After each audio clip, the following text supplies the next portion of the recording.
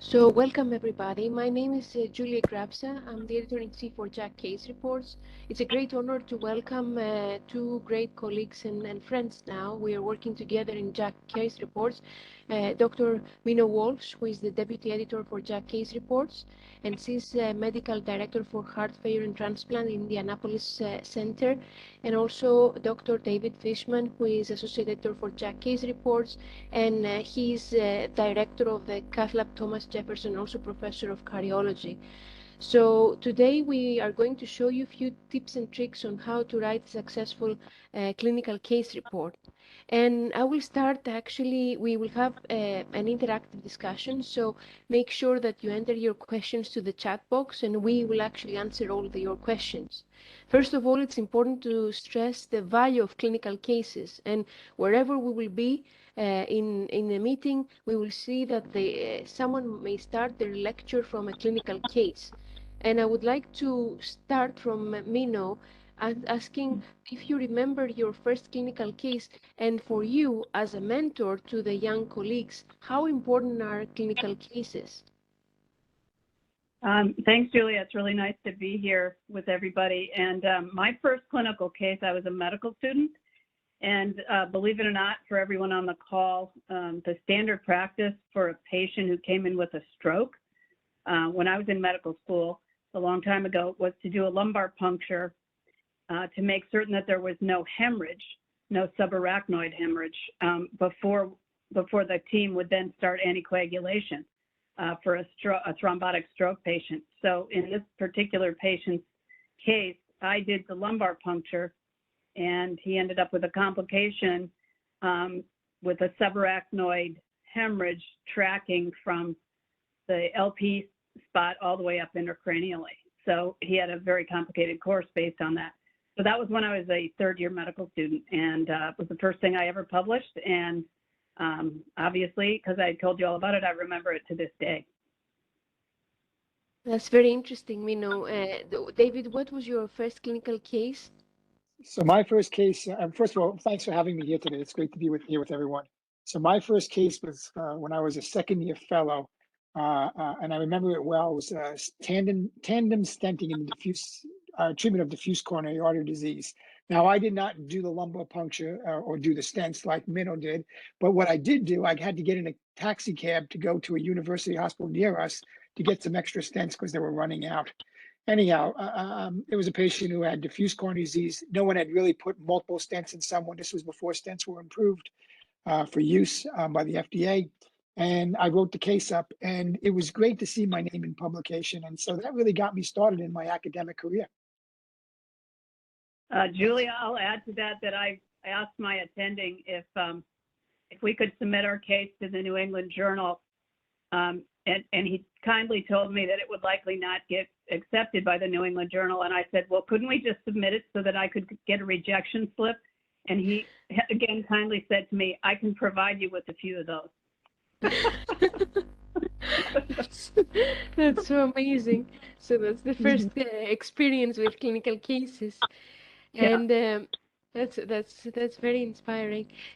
So then when we and a common, as you agree, Mino and David, the common thing for us is that we see a lot of manuscripts that they haven't read the author's instructions, and also one of the advice that we would give is actually whether the authors would like to submit to the specific journal. We have even seen a group submitting a renal case or even something that an ENT case. So it had nothing to do with cardiology. So, and what would you advise for people that they would trainees or even senior authors that they would like to submit to JACC case reports about the author's instructions? Mino? Yeah, well, they're very clear. They're very clearly laid out, and they tell you exactly how to do it and what format you should use and how many references are allowed. And it's all right there on the website. But probably as important is if you're going to submit to JACC case reports, read the journal. Go through one or two issues of the journal and see other case reports, these were successful case reports that got published. And so it would be really helpful for you to look at some, successful cases that got published. Mm-hmm. That's a great point, Minnow. I mean, you really do need to look at other case reports just to see the format, what's involved in the clinical discussion, what's involved in the clinical presentation and the examination. But it doesn't take long to read, but that's really a very important point. And that's why we actually have also a structure for the authors, and we start from the title, the history of presentation. We'll go through these parts, the past medical history, differential diagnosis, investigation, and management. So let's start actually from the title, a common question, and we heard our colleague Dr. Vidovich discussing about clickbait. So the reviewers or you as editors, the first thing that you will look is the title. How much does it matter for you? And if you were to advise, would the short or long title, would the title reveal the whole case like a mini abstract? So what would you suggest? And I have here two different titles. Well, I think the first title is, gets your attention, right? And so we often say, especially if you're writing an abstract which is different than a case report, if you're writing an abstract that you want to submit to a meeting, sometimes people use the term, let's make the title sexy so that the abstract reviewer notices it. The editors of JACC case reports will read whatever is submitted. We do not turn things down without reading them, but if the authors have a really sort of gripping or interesting title, that makes it all the better. And you really don't want to just describe the case in the title. We're going to go on and read the case, so don't be boring in your title. It really should draw you into the paper. As you said, you don't want the whole paper discussed in the title. In fact, you can see here a stab in the heart.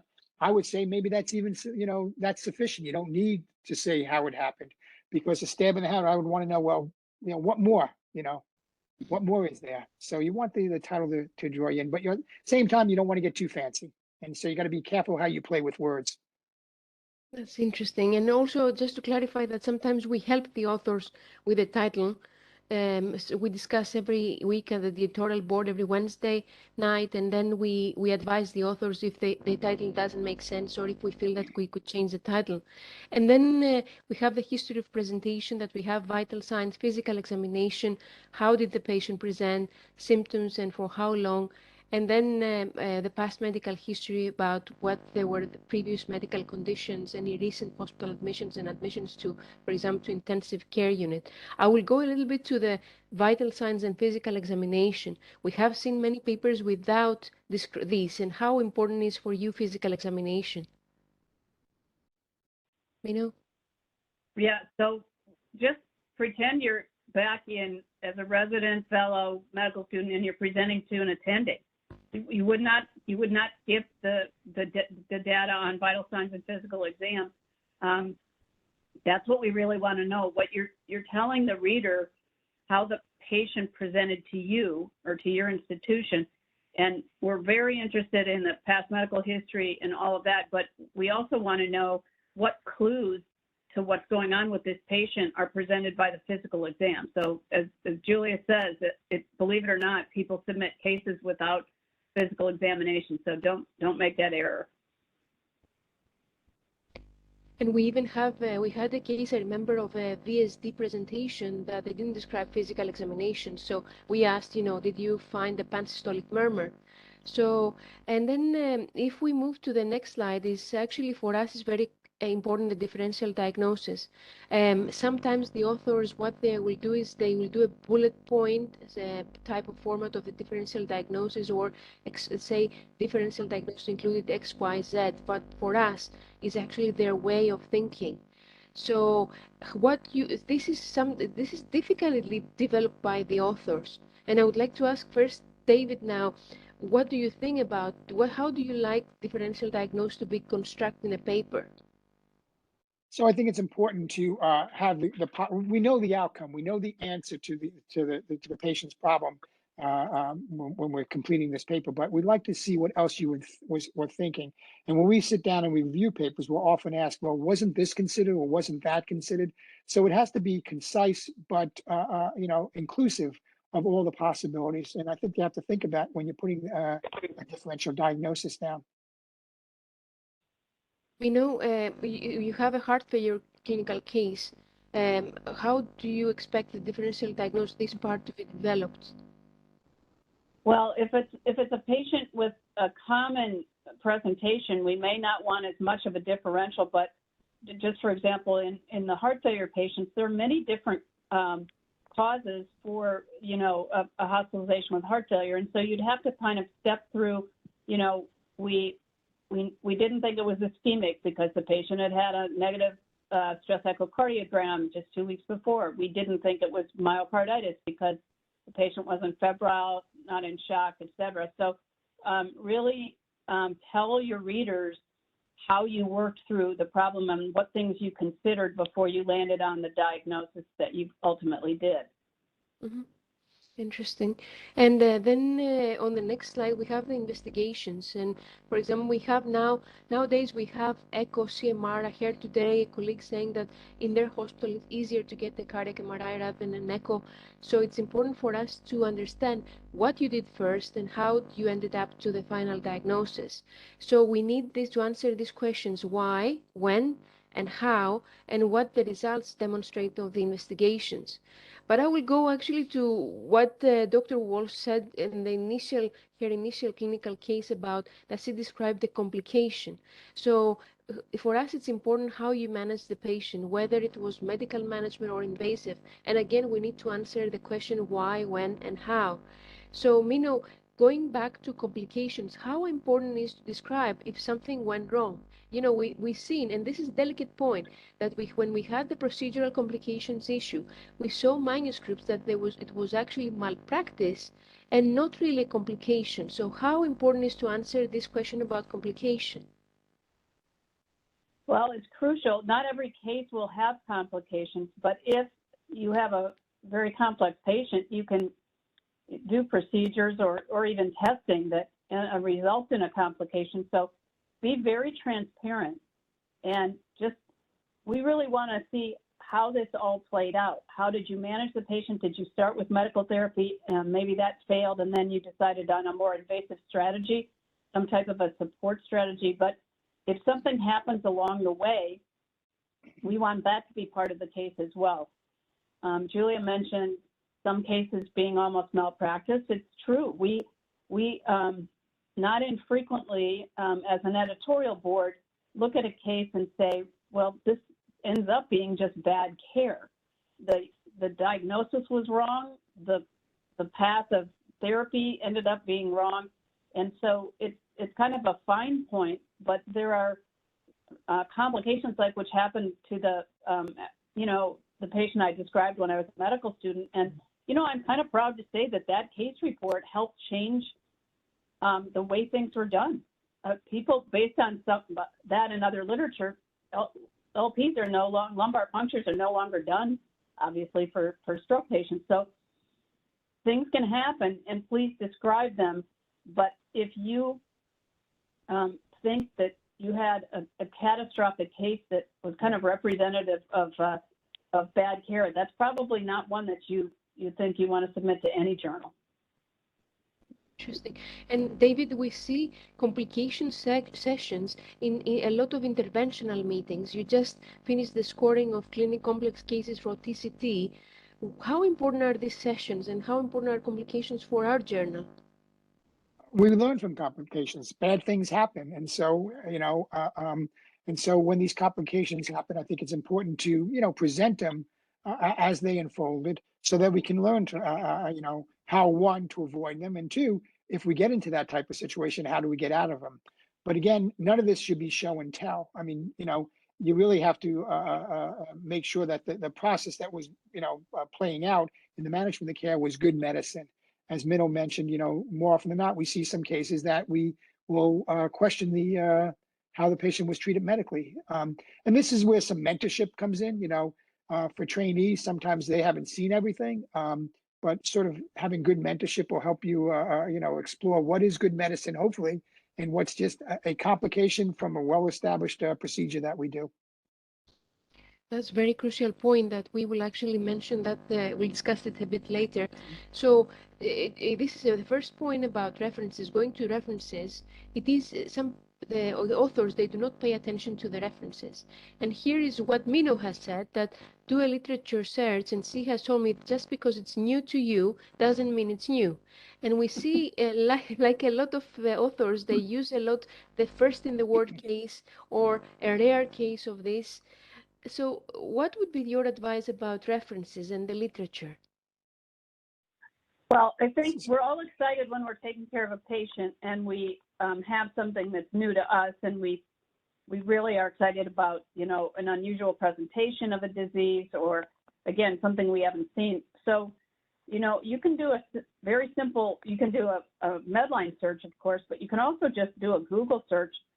And this is what your reviewers will do, and the editors to whom you submit cases, because a simple Google search can, if you can pull up 5 other cases or case series that are very similar, it kind of makes the authors who submitted look like they did kind of a sloppy job, because if they would have done that and referenced them, they'd realize that their case maybe wasn't that unique, and it maybe wasn't, that the journal editors might not be as interested in publishing. So truly, just because it's new to you doesn't mean it's new. And I can also assure you that if we've reported a case, if we've published a similar case in the past, we will likely not be as interested because we might have just published it. And so do a really good, go into the journal, JACC Case Reports Journal, and search that for your search term as well, just to give you, to level set, see if we've published such a manuscript before. Yeah, the first thing I do when I get a paper to review is I look at the references, and I also do my own reference search to see what's been published. I will say, like, you know, if it's been 12, 15 years since something's been published, you know, that to me is a little bit more interesting than something that's been published, a case report that's been published, you know, in the last 2 or 3 years. So I also look at the time frame, because just because it has been published doesn't mean it can't be published. But I do look at the time frame to see when this last paper was published, because it may be something new that has happened in the course of the decade or so since it was last published. But first thing I do is look at the paper's references, and then I do my own literature search. And you're right, David, because we do not accept only the rare cases, but we have accepted the educational cases, that we have technical corner that's more technical. So if you feel that there is an interest, it has an interest and an input for the literature, then of course we'll discuss it all together and we will publish it. And then at the end, we have the discussion, which is very important. That it has to include association with the current guidelines, position papers. Sometimes the authors may go against the guidelines, and this is very interesting, but they need to explain why they went against the guidelines, and also to provide gaps in evidence. And I will ask you one thing. Do you feel that if, for example, like Mino, she published the first paper and she made an impact to clinical practice, so do you think that the clinical case may indicate a gap in the current evidence? Do you think that could be at the beginning of a change in the guidelines, for example? Mino, what do you think? Yeah, I think we all see cases every day where we don't know what to do.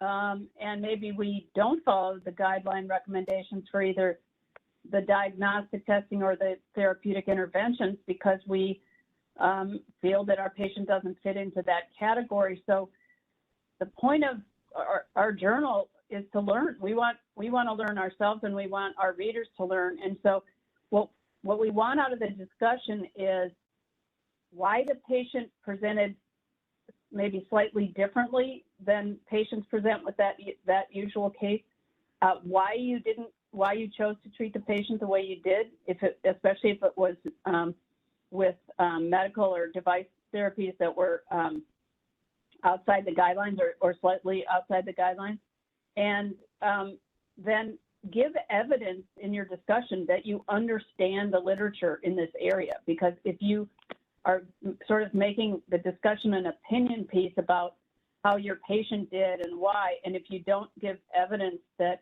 you're well versed in the other things that have been published about this, the discussion will fall very flat. And the last bullet that has the spyglass they're providing gaps in evidence, sometimes the best case report is somebody thinking, you know, this gives a great example of somebody that we really don't know what to do for. And we love cases like that.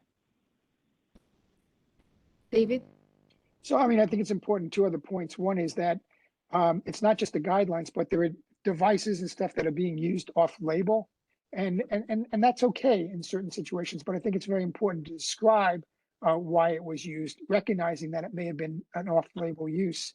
And the second thing, we occasionally see papers of cases that come from larger trials, and the trials are ongoing. So in general, we won't publish a case report from an ongoing trial. So it's important that you just don't take cases that are from your center's experience of a trial patient. So I think that's an important point. Thank you very much. That's very interesting. Now we have some general advice, and here is the main, actually, what we have observed through the 10,000 manuscripts almost that we have seen. So first of all, the paper, you're publishing a clinical case. I understand that's not an original paper, but it is equally important. And this manuscript represents your best self. So make sure that the manuscript preparation will not be sloppy. And of course, one important point is the senior supervision. Make sure that all the authors have reviewed your manuscript. I will come to Mino and David just a second. And also, for us, it's important to have high image quality because it has to represent JACC's journal standards quality. So we always need to have a very good echo image or CMR, or of course a fluoroscopy. For English revision, it's one of the recommendations to do a good English revision at the end of the manuscript.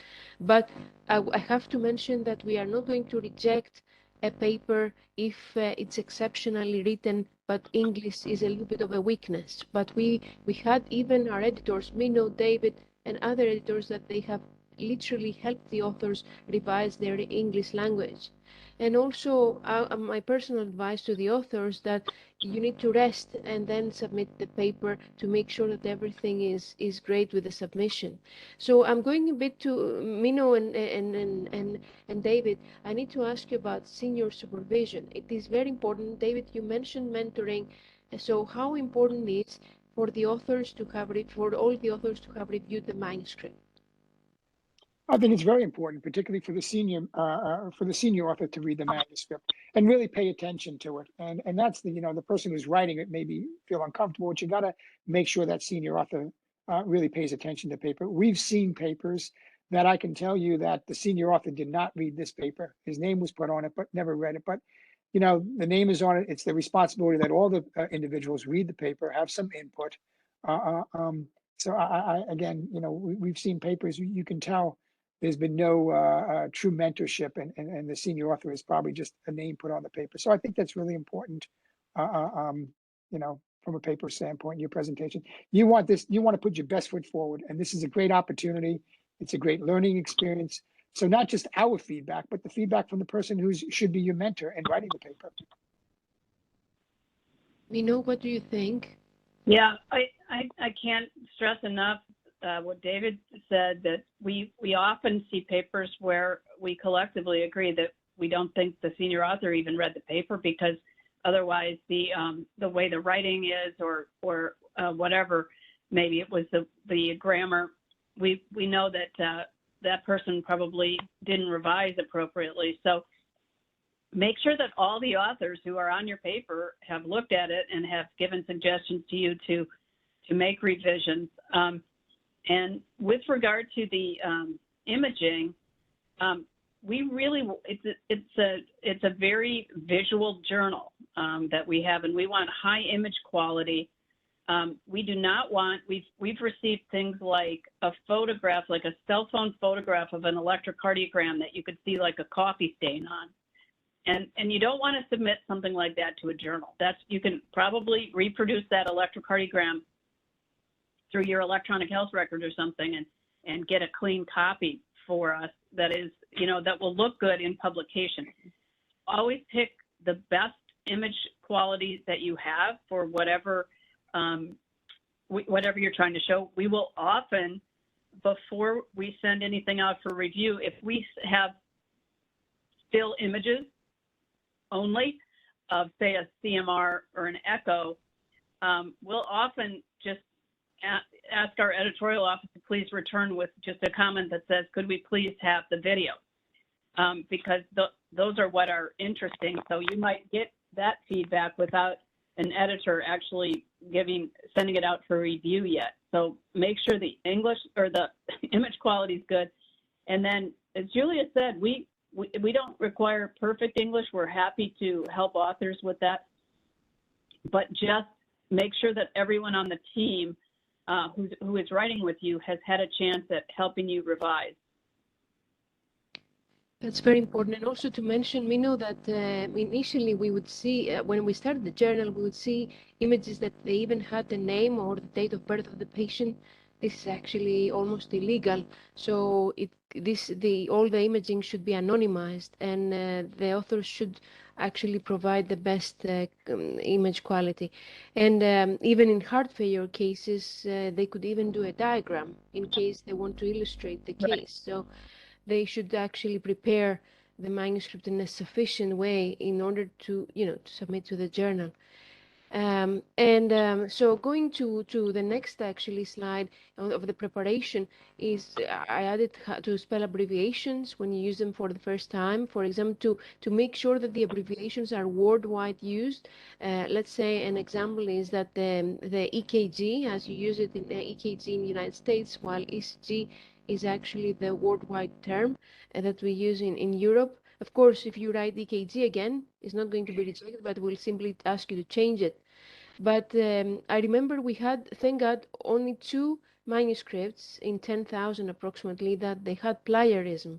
And there is now software that can identify the plagiarism, copy-pasting whole paragraphs. And also it's not acceptable for you to write as a bullet point or as a PowerPoint presentation. We have even seen that. And we have seen papers that they didn't have respective imaging, and overall when we get back to the authors and asking them for more imaging, they said, oh, we don't have the imaging. Then unfortunately, as Mino said, it's a visual journal, so we cannot accept a case like that. And overall, to pay attention to the JACC standards of quality. Anything else that you would like to mention before I reach to this checklist, David and Mino? We said a lot, but I think that the thing about writing a case report is that it's fun. I mean, it's really an enjoyable process. And I tell you, I mean, it started me out in my career. So writing a case report, it doesn't, they're short. We haven't talked about the word limitation, and it's something that we need to emphasize, that there are rules and regulations, but writing a case report should be a fun thing.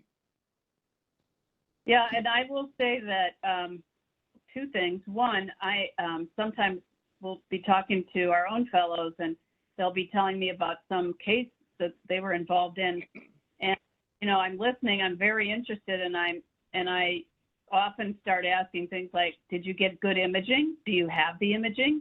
Did the surgeon take photos in the operating room? What do you have? And they know, of course, by now what I'm driving towards is like, we want to see that in the journal if it's that interesting. But while you're taking care of patients, keep that in mind, that information that might be just really striking, like if one of the surgeons has an amazing case and takes photographs, think about that sort of thing for, I'm not talking about photos of the patient, I'm talking photos of the pericardium or, whatever, that you think about as, it's also kind of source material for your cases. I have also, David and I and Julia were on social media, and if somebody shows something amazing on social media, I have, not uncommonly replied, we'd love to see this at JACC, the submission. I'm not promising publication, but for the submission at JACC case report. So I would say be on the lookout in your daily practice for cases like this that are novel or maybe they're not novel, but as Julia said, they're a teaching point. And if you have sort of a classic case and you've got all the imaging for it, that is a good submission also. And I will mention social media, and while you will tell me your experience, So this is very, very true. So when we reach the end of the preparation of the manuscript, this is a checklist to understand what's missing. And also, I would like to ask maybe David. David, do you feel that if you read the clinical case twice or three times and it's difficult for you to understand what's happening, then you get, as a reviewer, do you get annoyed? Do you think that the clinical case should be clear cut and easy to read? Yeah, I mean, it should be. You shouldn't have to read it two or three times to get a sense of it. So it should be easy to interpret, easy to read, but again, at the same time, educational. So, and this too, again, against my key word I've meant is mentorship. And having a senior person. We have seen case reports presented by just a medical student or a resident that I think would be great if they had some tweaking of it. And I think that's where mentorship comes in. So, you should have other people read it and contribute to it so that it reads easy. When I have to read a paper two or three times to get a sense of it, it becomes difficult to accept the paper. Same thing. I grade a lot of abstracts. If I can't read an abstract in the first time and succinctly, get everything together, it's very difficult. So it should be easy to read.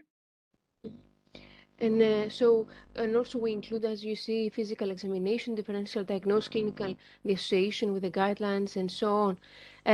Just a few examples of good quality cases. This is a case of jailed knuckle and wire and CTO PCI. This case is coming from Turkey, and even though it has fluoroscopy, what you can see is that the authors did the diagrams, so they explain actually what happened, and they annotate with arrows where is the problem, and here actually someone can understand better what happened. So we have like a summary in this multi-panel figure, and this is a So very Julia, yes, yeah, of can I course, comment back on yeah, that one just as so if you look at the imaging absolutely. then, and I find this very important, I'm sorry, that if you look at panels F, G, and H, when they reproduce the same angles for the imaging, sometimes I'll see angiography and they have different angles before and after are totally different. So I think, good quality is someone who reproduces the same angulations before and after throughout the procedure. Now, you can't do that necessarily with video type, but with still images, if it's something before and after, you like to reproduce the same angulation. That's a And I great think point. this makes this case, much easier to comprehend. And I like it. It's clean. It's clean, as you said, exactly. And then that's so true. And then, of course, some authors, they ask me, oh, why we need to use arrows? Everybody understands where's the correctation, for example, here. But it's important. What I tell them is, because it's well known to you, doesn't mean that it's known to a colleague who is in another country, and they want to learn. So for example, this one is important to teach anatomy, to teach where is the problem. Isn't that, what do you think, Mino and David? Yeah, I mean, I think labeling is good. I mean, you should be able to look at the image and from the arrows, the labeling and stuff, you should be able to interpret everything you need to interpret just looking at that without the verbiage or the wording. So I think it's important, because Mhm. not everybody knows the anatomy. So I think you need to point out things. Yeah, that's correct. And then also I want to mention these two diagrams from Dr. Babjana Zatrian, that they have been the most downloaded, images. And this is important because nowadays we live in a virtual world. So these were two diagrams that you can easily download on your phone and have this table in front of you and say, the differential diagnosis of cardiomyopathies or the ECG patterns. Any comments on that, or? Julia, can you hear me now? Yes, yes, Mino. Yeah, I was muted, I think. So one thing I wanted to say is just I'm not a CT, MR, even echo imager, and so I definitely agree that we need you to be really proactive when you're putting your imaging in and show the reader what it is you're trying to demonstrate with arrows. Never make an assumption that the reader understands just from looking at the unlabeled images. And do you like these tables, Mino? Yes, yeah, very much so. Those are beautiful. I wish we had one of these in every paper, but so and Dr. Babi Nastrian told me that he did that with PowerPoint. So it's actually an example of great demonstration of what they want to show. So now we go to the value of social media. Both of you are very active on social media, and we know that for us, the metrics, we are based on altmetrics, and this is the metric based on social media, and it's complementary to the traditional citation-based metric. And here is the question. So how we can actually, what are the do and don'ts for case reports on social media? What is your experience on medical education and social media and case reports? Mino, you have been past ACC president, and what do you feel about social media and cardiology, and also case reports and social media? Well, the first question is, well, everyone has to decide how they're going to use social media, and in cardiology, you can use social media in your professional life, your personal life. You can stay in whatever lane you want to be in, or you can crisscross over back and forth. But I think be careful that when you're on social media, that you kind of hold to your own values and don't get into fights, don't get into contests with people. And with regard to journal publications, you can use social media to amplify your own message or friends and colleagues by going into a case report or another journal article and sending that forth on social media. Julie does that on Instagram, Facebook, and Twitter, and promotes the journal. And there's a measure of attention that a paper gets called an altimetric score, and that doesn't have anything to do with being cited in another scientific publication. It has to do with how much interest a paper or a case report garners on social media. So it can really be very valuable to promote your own work, but also to read other people's work. Social media is an information highway. And I'll quote Bob Harrington, who's a cardiologist and chair of medicine at Stanford. And I understand from talking to him, he doesn't look at his emails to read his journals anymore. He just follows them on Twitter. So that's pretty amazing. David, what do you think? And also my question is, do you feel, and to you, Mino, do you feel that case reports can really increase citations, or do you feel that they can even change an impact factor? So well, I'm not sure. I'm sorry, Mino. Oh, go ahead. Go ahead, David. No, go ahead. Go ahead, Mino. No, I was going to say there's a little bit of a mixed literature about this.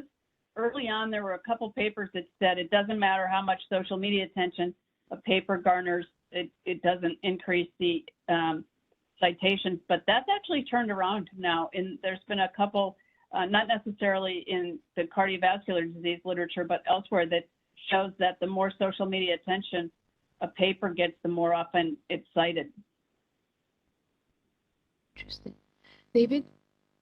So I think when we talk about case reports, I think one, it's a way to promote the work that someone has done. And I think that's great. Let other people see what you put, your efforts you put in. But, these are published case reports now that if you're putting out on social media, it does create a conversation. Maybe, as editors, we didn't ask all the questions, and maybe there are other questions that people can ask. Well, what were your thoughts here or there? So it really is a way to create a conversation over the case. Others may think, well, I would have done it differently. Well, let's hear what other people think. It should be, in a friendly manner. But I think you can learn a lot just from the interaction an individual has by putting out this case report. So I think it's a great way to promote the work you've done, showing what you've done, and then create a conversation. And also, you remind me that there was recently a case, a transcatheter structural case, and a surgeon said I would have done it differently. And we started, it was live discussion on Twitter, and then he said, I will write a letter to the editor, and actually he submitted, his letter is accepted. So it is food for thought, it is an active discussion, and as you say, it may indicate something that has not been written in the initial paper. And actually, as Mino correctly said, there are certain principles about social media, especially for physicians, which actually are very important. I know that in everywhere, it's important to be accurate and flexible and do not engage with patients. You will tell me your experience also from United States, because I'm not sure how much patients are asking you of advice on social media. I had only two, actually the last few years, only two people. So as Mino said, also to avoid arguments on social media, it's not appropriate. And if you publish a video, which is not, of course, published in our journal or in another journal, then always ask permission or consent. Initially, when we had a lot of clinical cases, I could even see names of patients, date of birth, hospital numbers, so they would be identifiable. And this is not appropriate, because we live in the world that we have to ask for the consent of the patient. In our journal, the responsibility for consent liaises with the authors. So we do not ask you necessarily to upload a consent. However, if at any point someone is asking for the consent, this needs to be available. And also, it's important to assume beneficence. So we do not actually use social media to harm. Of course, that's very important. So, Mino, I will start from you. Did you have any patients actually asking you for advice on social media, or discussing clinical cases, actually asking advice for themselves? I have not. I do have a couple of patients who I know follow me because I saw it happen, which was kind of funny. But that actually happens pretty frequently on social media, where somebody will post, maybe a physician will post about a given case, and say, okay, here's how I would take care of it, or do something. And then in the comments, if you read, especially if it's somebody who's has a lot of followers, there are many responses from patients with that disease, or people giving their own experience. So we have to assume when we're on social media talking about medicine or the literature, our patients are listening, and we have to be careful to de-identify. If we're going to make comments about a patient or something that, clinical point we want to make about a patient, we have to make sure it's not only images are de-identified, but just what you say is de-identified. So a patient of yours couldn't, come to you and say, I could tell you were talking about me on social media. Remember that social media is discoverable in a court of law, and so everything you say, anybody who wants to can look at it later.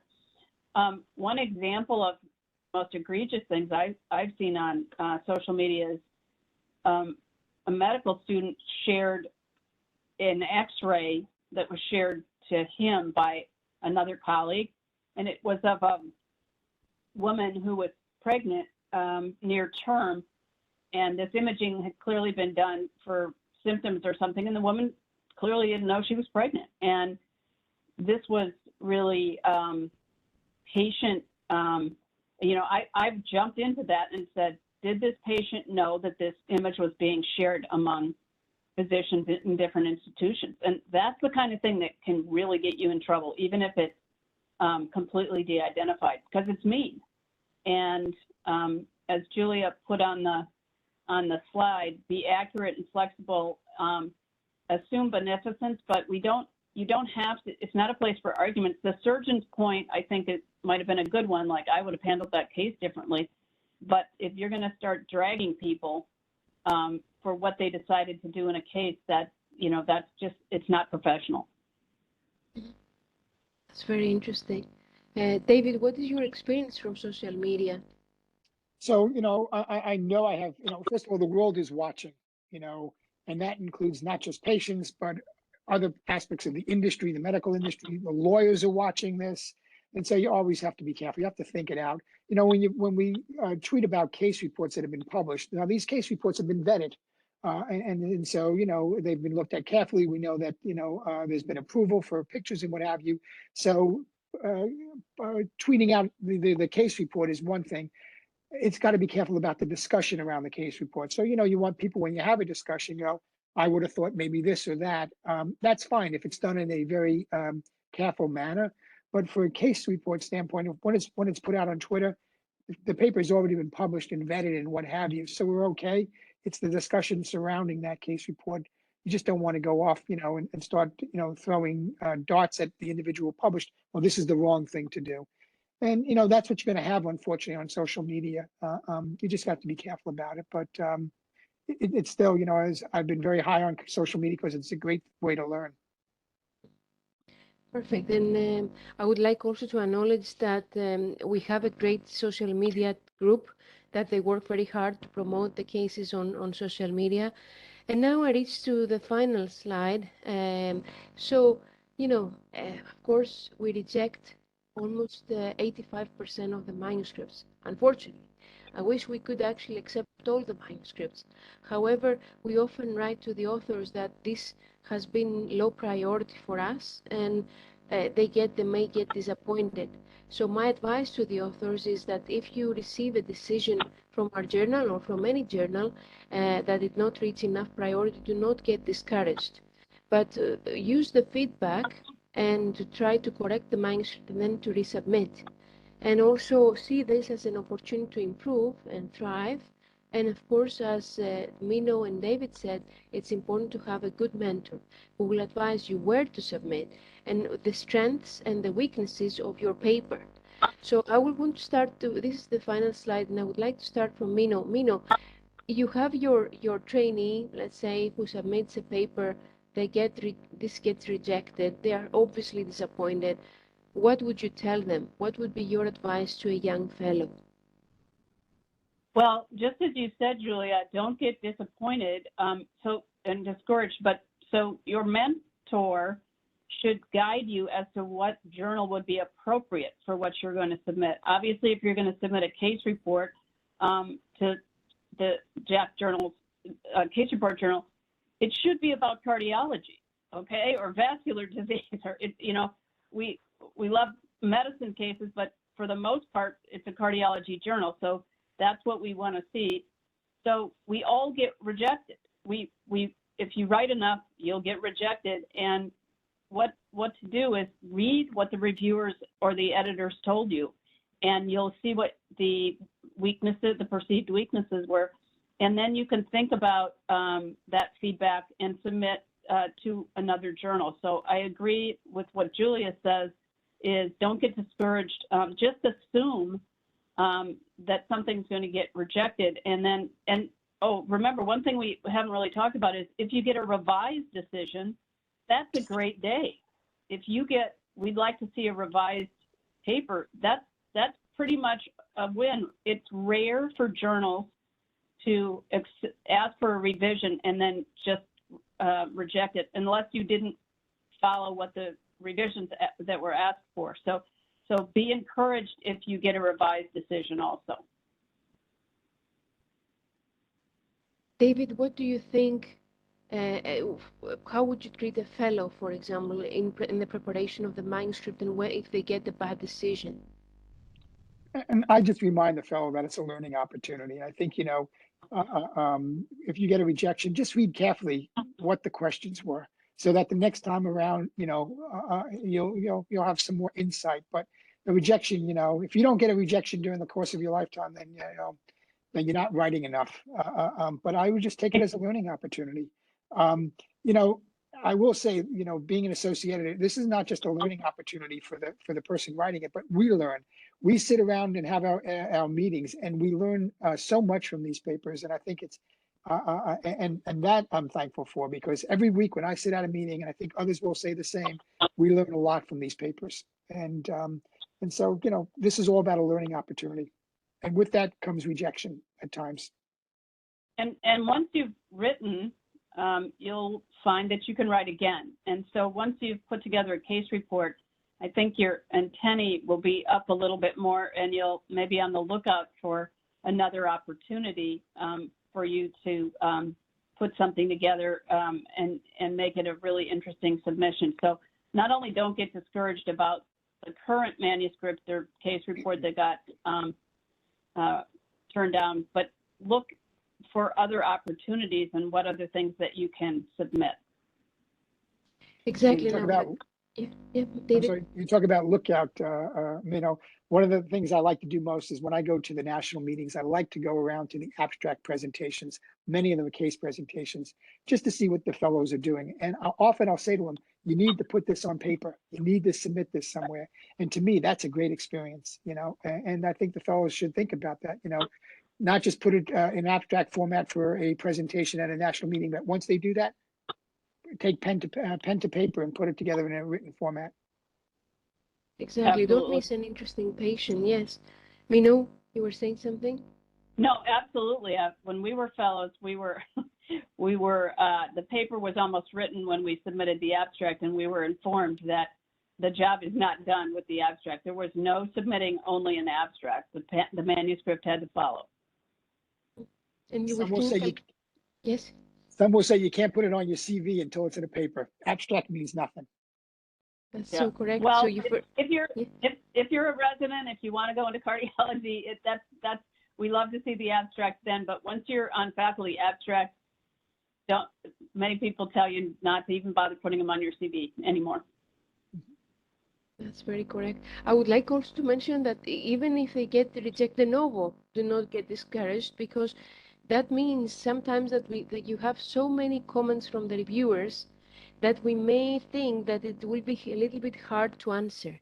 Or let's say that if we haven't seen any imaging and we would like to make sure that the imaging would be of high quality.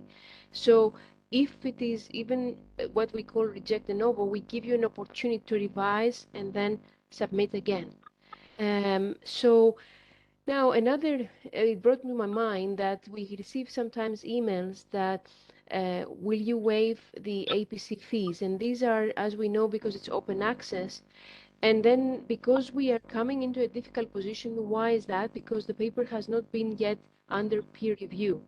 And then what we are telling the authors is that submit your paper, make sure it's undergoing peer review, and then we are here to help you. So I want to close also this session with, and I will ask Mino and David, but I want to close from my personal perspective and as a human being. I want to close the session by ensuring you that we are doing everything we can to help you from every perspective. So with that, I would like to ask first Mino and then David to say the final word for this webinar. Well, I will line up with you there, Julia. We are, the editors of JACC Case Reports are there to help you. We want to publish good science, good cases, good voices in cardiology, and we're at the ready to help you in any way. And we also want to encourage people to think of their patient experiences and submit more to us, and to consider this the type of journal that's kind of made for you and for your experiences. So, and we're always open to feedback. And if you have questions of any of us, we're always happy to help. So, I'll say I wish JACC Case Reports was available 20 years ago. I could have inundated with cases, and I think there's so many cases that we can be inundated with. I mean, I think this is a great opportunity for fellows, early trainees, early career individuals. And I would just say, keep the papers coming. It's unfortunate that we can't publish every paper. And we struggle at these meetings. What do we do? There's only so much space, but what we've seen has been great. And I look forward to, seeing a lot more. Maybe after this webinar, we're going to be even more inundated than we already are. But this has been great stuff. Thank you very much. Thank you very much, both. I'm closing with this session actually of the 10, we have 10 journals under JACC Journals family. And with that, I would like to express my gratitude for working with you. I'm getting inspired every day. And we know that we are all working as a family every week to help, as we said, all authors. So thank you so much, Mino, and thank you very much, David. Thank you, Julia. Thank you, Julia. Thank you. Bye-bye, everybody. Bye-bye now.